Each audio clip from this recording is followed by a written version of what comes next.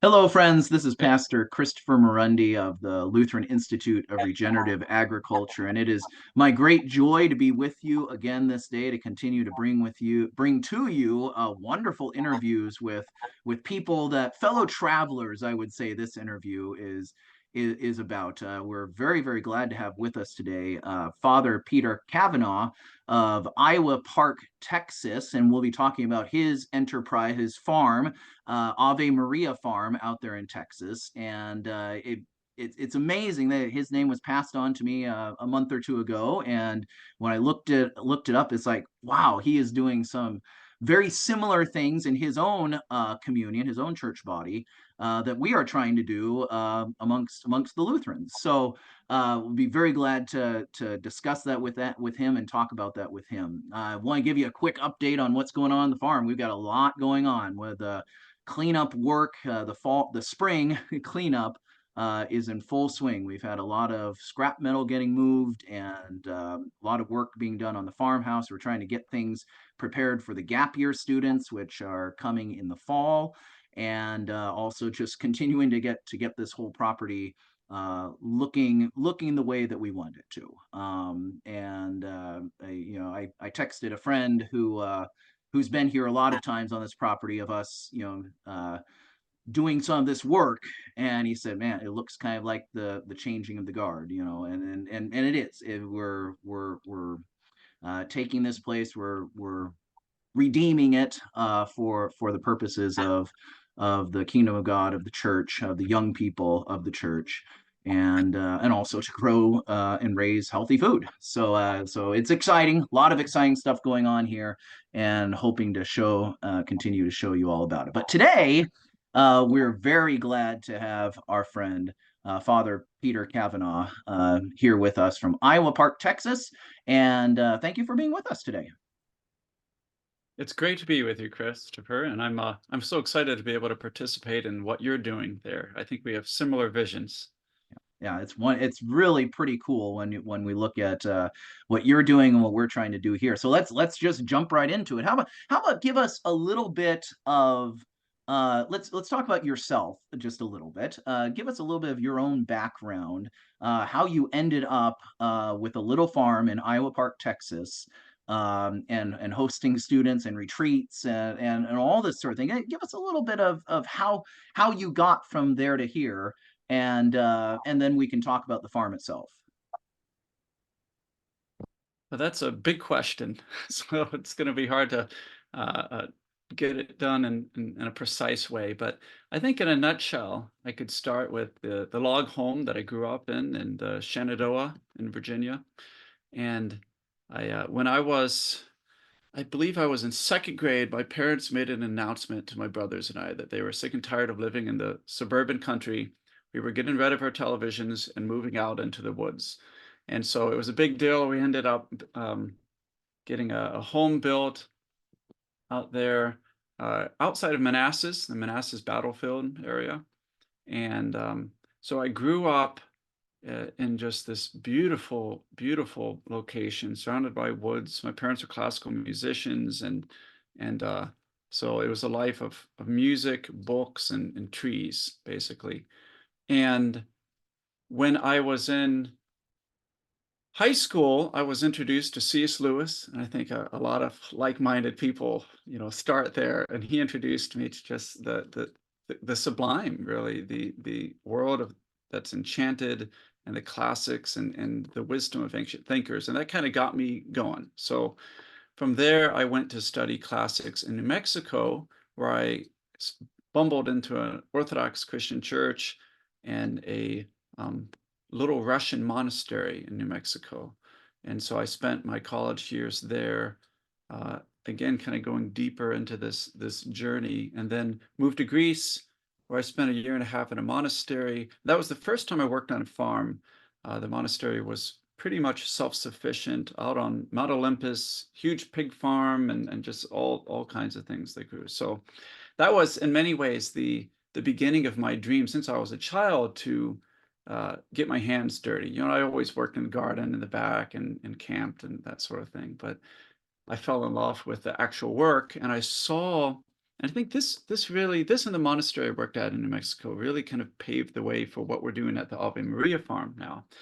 I saw what could happen in the life of a community that was dedicated towards a sacramental life, a life of worship around the altar, of sharing that life together and being close to nature.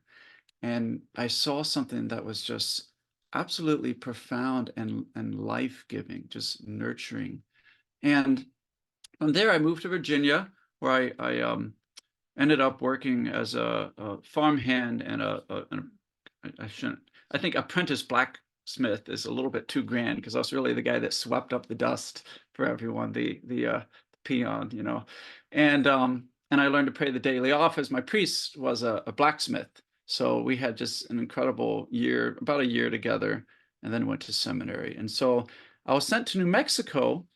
I'm sorry, sent to Texas, where my wife and family and I, we've been here for almost 10 years, and we were able to purchase some land a few years ago, and just outside of our town, Wichita Falls, in Iowa Park.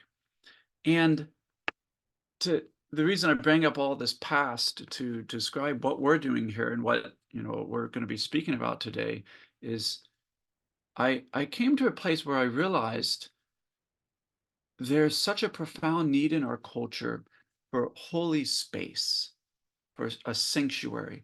In Greece, everywhere you go, there's monasteries and sanctuaries where people can live their normal life, but they can step out to some place that's whole, that's peaceful, that's healthy.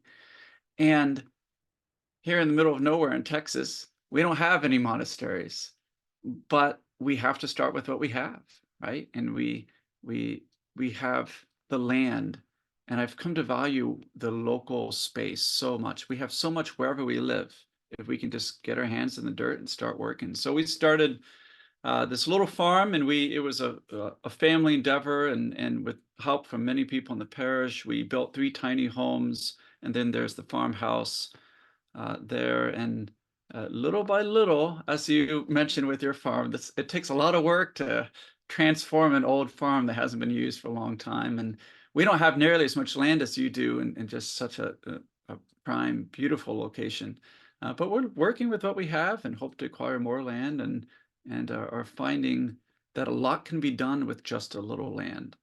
And so I have to say that the crown, and then I'll give it back to you, the crown of the farm so far is our very tiny chapel that's built way in the back, as far away as you can get, with one wall that's completely open. And so when we say mass out there, pray vespers, the cows are just literally walking around a few feet away, and it's just profound. But we claim that ground for God and are discovering just incredible things happening by working in the earth along with prayer. Ora et labora, right? As Saint Benedict taught.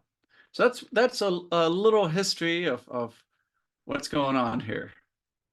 You use the plural a lot, and that's I mean I highlight that because that's very important to you and to me, the we aspect. And you and I were talking about that even before we started this interview today, that this is an endeavor that's not just, not just you, and then not just your family and you. That is one of the we's, but it goes even bigger than that. And that's kind of, again, very analogous to what we're doing here. It's not just me. It's not just me and my wife. It's not just me and my children. It's meant to be bigger than that, a collective of we around the land.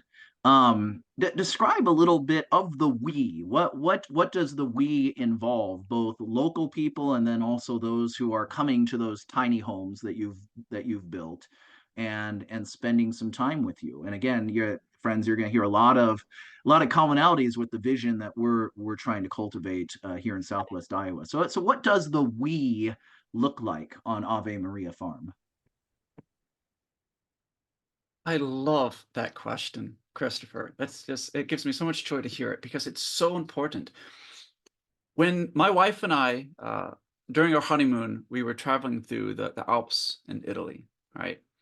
And I'll never forget one moment because I stopped and just took it in because it just spoke volumes of what Christianity is. We look down this valley and there's this little town. Now this is everywhere in Europe, but this particular is like a postcard. There's this church with a steeple, big beautiful steeple in the very center of the town, and the homes were built around the church, and the gardens were built around the homes, and then the fields extended from there. And when I saw that, I thought, this is Christianity.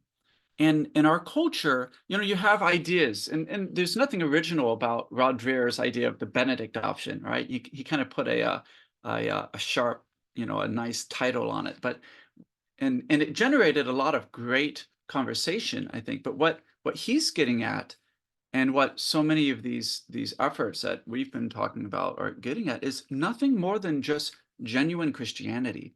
And that means a life of an authentic community sharing local real space, right? Face-to-face interactions, working together.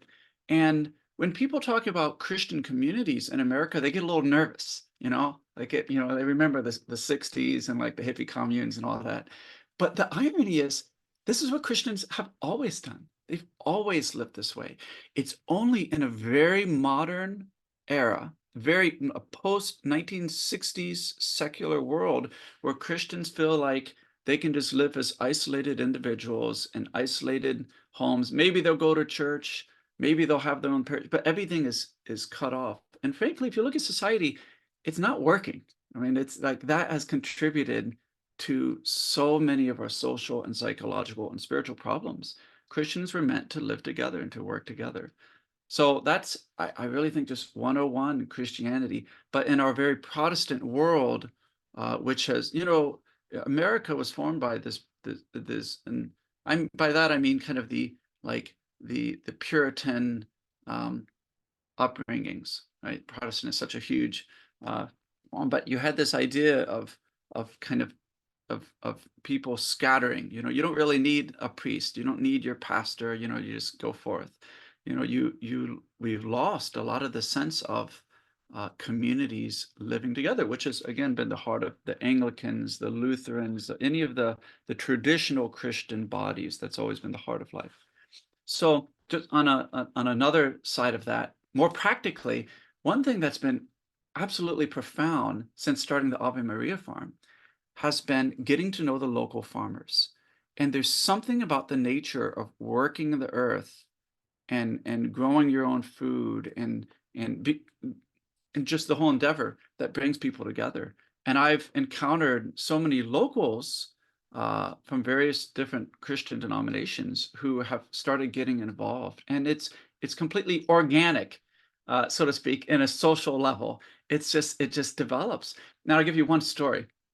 We during our first spring retreat at the farm, we had one little tiller, and it was absolutely impractical to try to till up all this earth for our community garden. That's what we had to work with, so we started.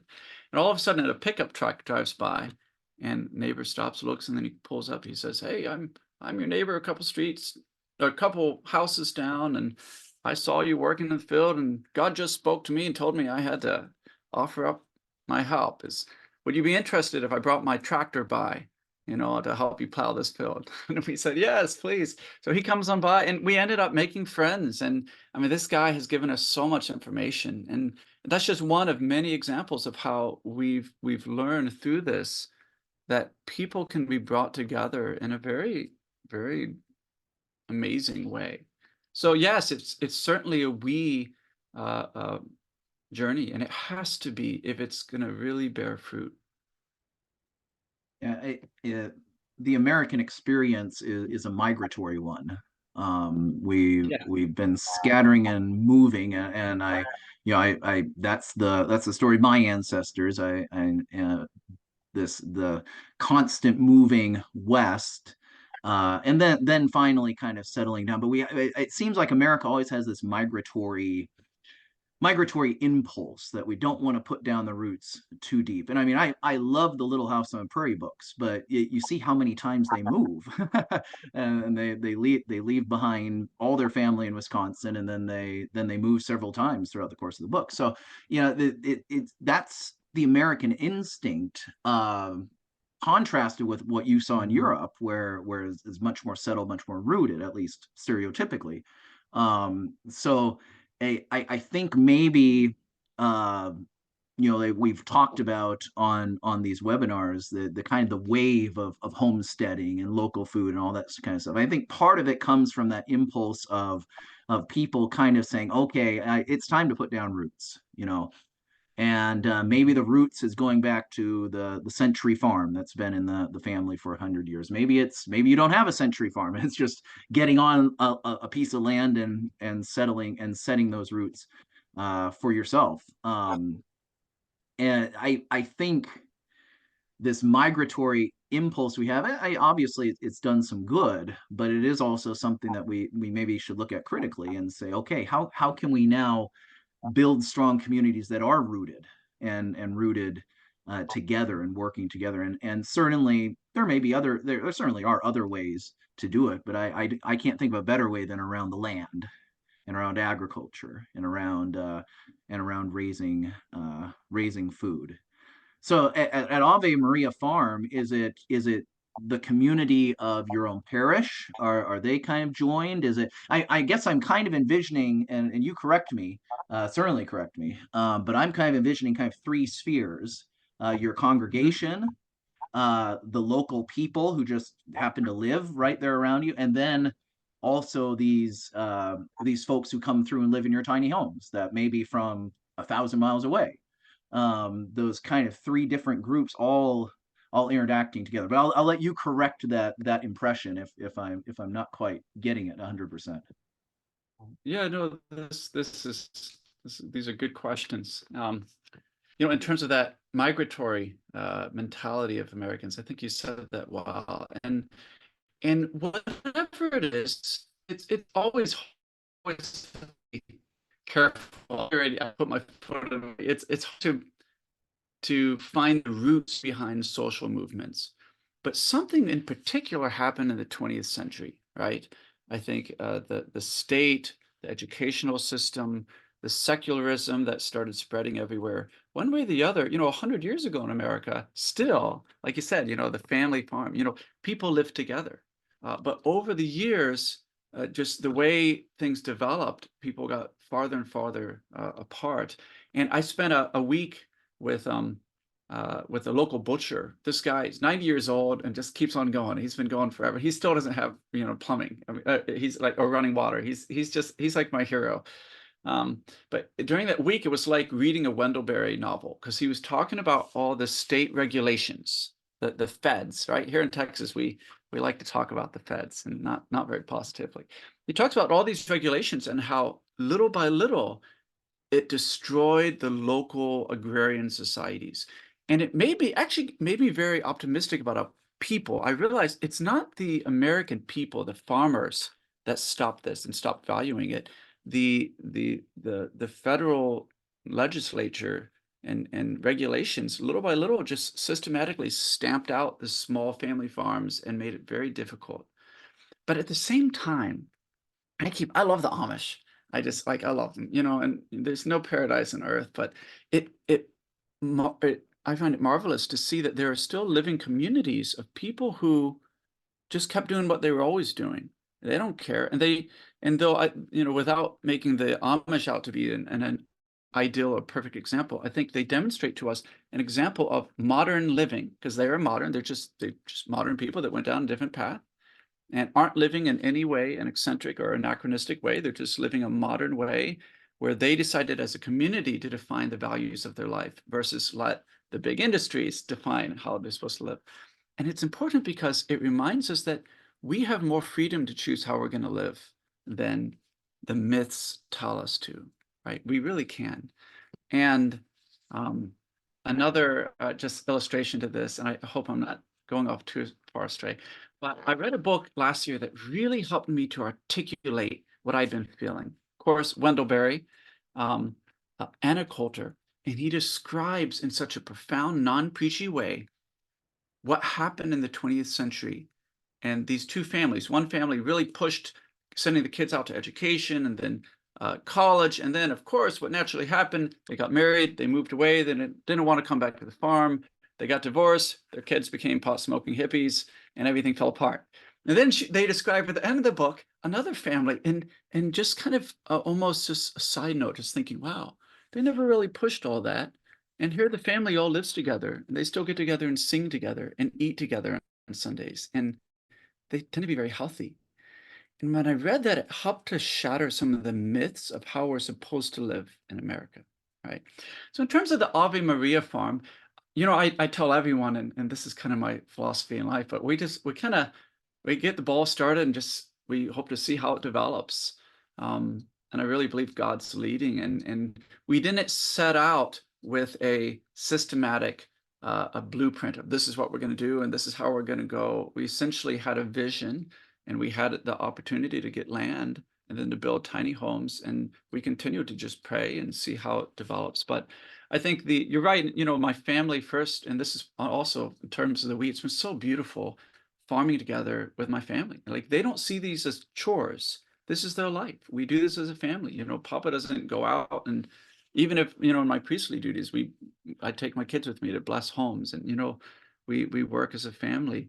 And also a number of people, especially young adults, have been attracted to this. And that's one reason we built the tiny homes, to give an opportunity for young adults to come and start to experience what life could be like, and we're building this vision together to come to experience communal prayer, and learning to work together and building the farm and the vision. So the parish is, on the one hand, there's people from various walks of life, but I think there's a healthy relationship between the parish and the farm. Every Wednesday night after Mass at my parish, a bunch of people, we drive out to the farm and we cook out and then pray compline in the chapel. And so there's kind of a flow, but the farm is also at the same time a separate family-run entity that's part of our ministry. We've got a couple of minutes left here on the first end, and I don't want to get into anything too huge. We'll save that for the other side of the interview. What have I as you said, the farm and the parish are separate entities, and I think that is important. Uh, that the parish can have its life, and I think it keeps you and me, for that matter, from becoming like, oh, you gotta put your you gotta work in the garden, or else you're not really a good member of this church, or something like that. To even give that impression, to let the parish be the parish, That's and let the farm be the farm. And if people want to come out and be a part of both, then thanks be to God, it's a wonderful, blessed thing. In the last few minutes that we have, what have you seen in your parish with the interactions with the Ave Maria Farm? Even though, yes, as we said, it's not necessarily a part, it's not to be identified with the parish, but how has the parish been affected by its relationship with a pastor who is doing this sort of thing?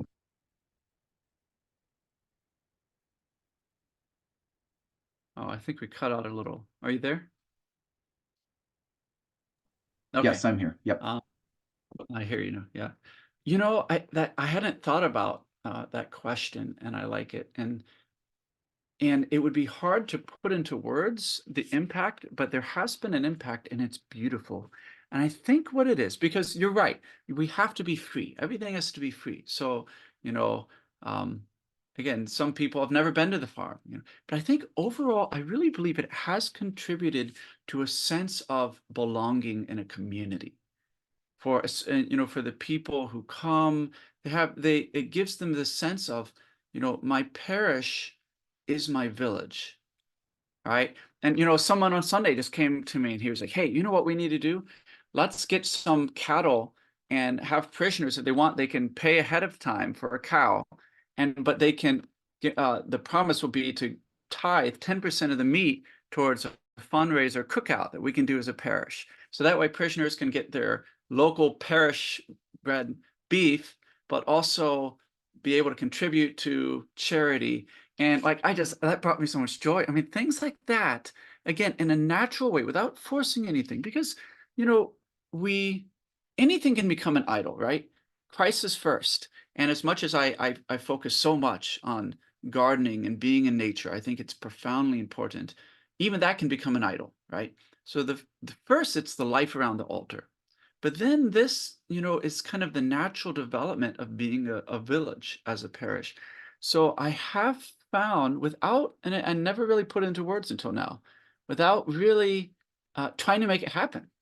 I've noticed that the farm has contributed to this kind of familiar sense of, I love my village as it's developed in the culture of our parish. It's been such a joy to speak with you. We've been spending time here with Father Peter Kavanaugh of Iowa Park, Texas. I think it's so funny. You're from Iowa Park, Texas, and you grew up in the Yeah. Shenandoah Valley. And I'm speaking to you from Shenandoah, Iowa. So the ironies Yeah. abound. So it's been such a joy to be with you, friends. Please stay tuned for the next half of this interview. I'll probably drop this half one day and the next half the next day. So stay tuned for the second half as we continue our discussion into the land and community and the beautiful idea of an altar of a sanctuary right there in the midst of the fields and around God's creatures that have been given to us. Friends, have a wonderful day. God's richest blessings. This is Pastor Christopher Morendi of the Lutheran Institute of Regenerative Agriculture. God be with you, my friends.